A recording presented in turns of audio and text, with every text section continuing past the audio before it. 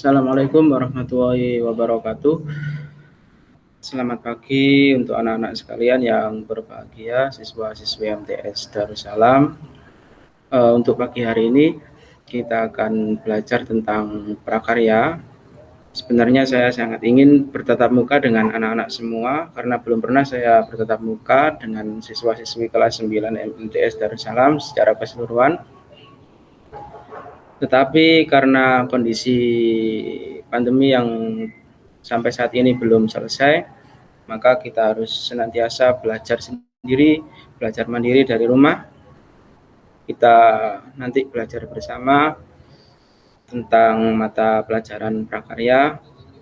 Sebelum kita memulai pelajaran, marilah kita awali dengan doa bersama dengan membaca suratul Fatihah. Semoga apa yang kita pelajari nanti menjadi ilmu yang bermanfaat, dan juga kita doakan kedua orang tua kita, guru-guru kita semuanya, dan juga kita sendiri semoga senantiasa diberi kesehatan oleh Allah Subhanahu wa taala.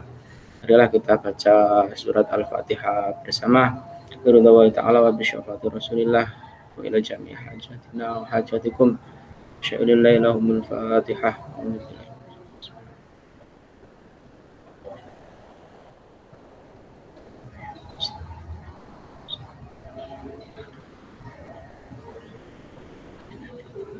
Baik anak-anak, pada materi pagi hari ini saya akan menjelaskan tentang kerajinan berbasis media campuran. Bagaimana kerajinan berbasis media campuran itu? Marilah kalian bisa menyimak sedikit ulasan dari PowerPoint berikut. Nanti silakan disimak dengan baik penjelasannya, dan juga nanti saya minta dibuatkan catatan-catatan biar anak-anak semakin memahami.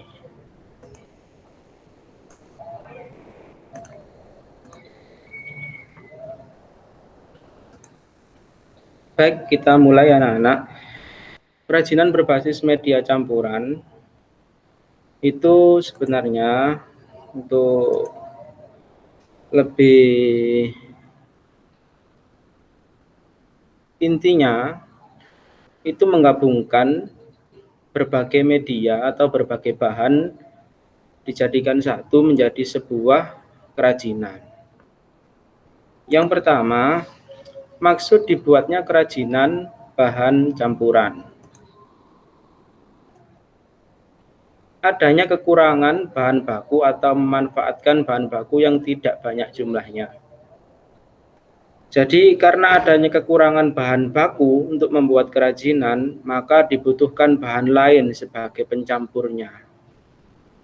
Kemudian menghindari bentuk yang monoton, karena biasanya kalau menggunakan satu bahan saja itu dirasa kurang menarik, bentuknya kurang maksimal, sehingga perlu ditambahkan bahan yang lain. Selanjutnya, meningkatkan estetika pada tampilan produk. Biar produk tersebut estetik ini dalam artian adalah keindahan, maka produk tersebut perlu dicampurkan beberapa bahan sehingga semakin menarik.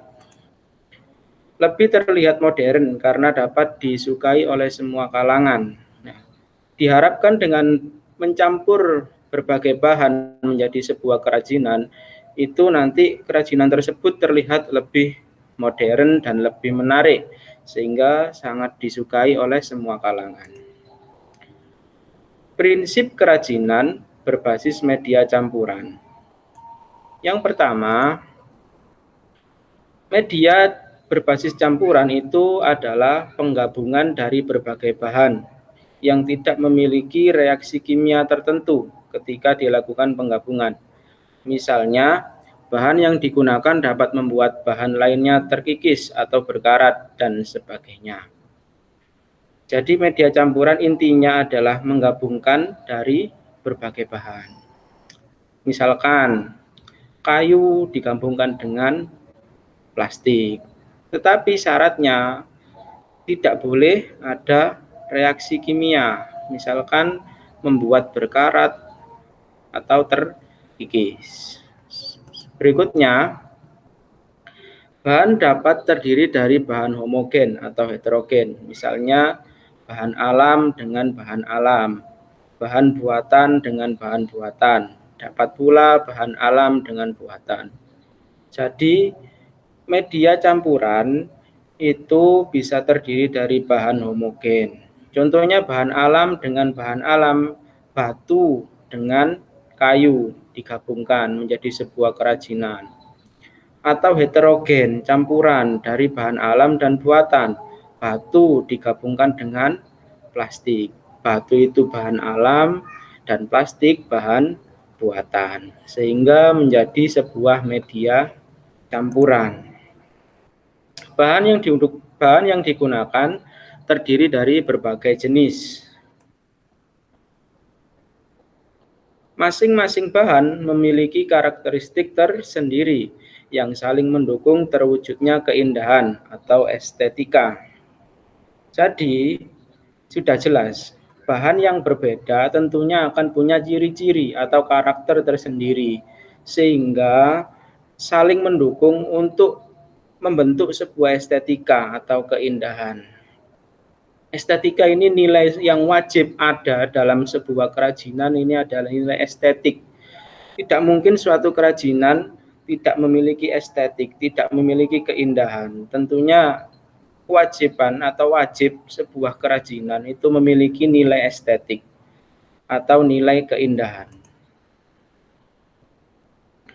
Penggabungan bahan yang dilakukan harus dapat menyatu dengan bahan lainnya, sehingga terjadi kesatuan yang harmonisasi.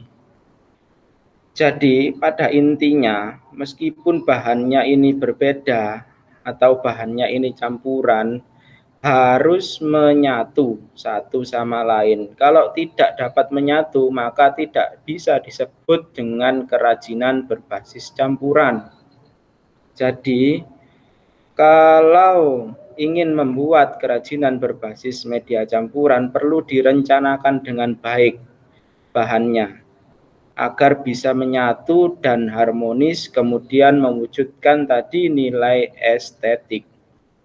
Selanjutnya, agar tercipta bentuk produk kerajinan berbasis media campuran yang unik dan artistik, itu yang pertama, menyederhanakan bentuk dengan mengurangi atau menambah bentuk produk kerajinan berbasis media campuran atau stilasi. Ini prinsipnya, yaitu menyederhanakan. Menyederhanakan ini bisa mengurangi atau menambah bentuk produk kerajinan berbasis media campuran. Namanya, prinsip ini disebut dengan prinsip stilasi. Contohnya sebagai berikut. Ini anak-anak adalah hiasan kepala penari Bali. Nah, ini biasanya digunakan oleh penari Bali ketika menari.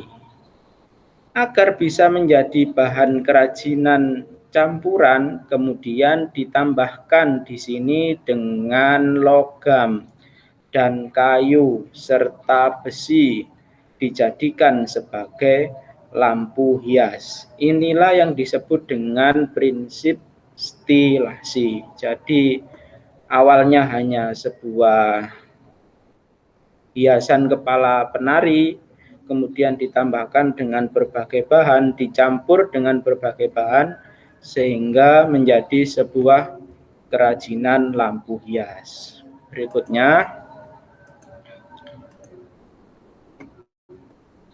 prinsip yang kedua, merubah bentuk produk kerajinan berbasis media campuran. Prinsip ini disebut dengan deformasi. Contohnya ini, awalnya keramik ini berfungsi hanya sebagai piring yang terbuat dari keramik. Nah, kemudian dimodifikasi menjadi sebuah wadah bunga atau tempat lilin. Nah, prinsip ini disebut dengan deformasi. Nah, cukup sekian anak-anak. Nanti untuk materi berikutnya kita sambung lagi.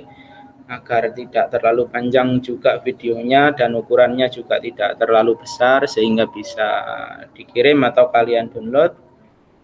Dari beberapa slide PowerPoint yang sudah saya sampaikan, tugasnya adalah anak-anak membuat rangkuman dari penjelasan tadi minimal 10 kalimat atau 10 baris.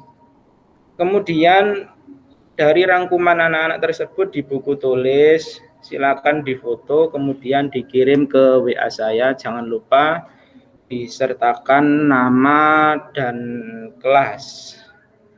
Jadi tugasnya silakan dikerjakan, silakan dikirimkan hari ini juga, jangan menunda-nunda karena tugas kalian juga masih banyak. Saya rasa itu dulu anak-anak.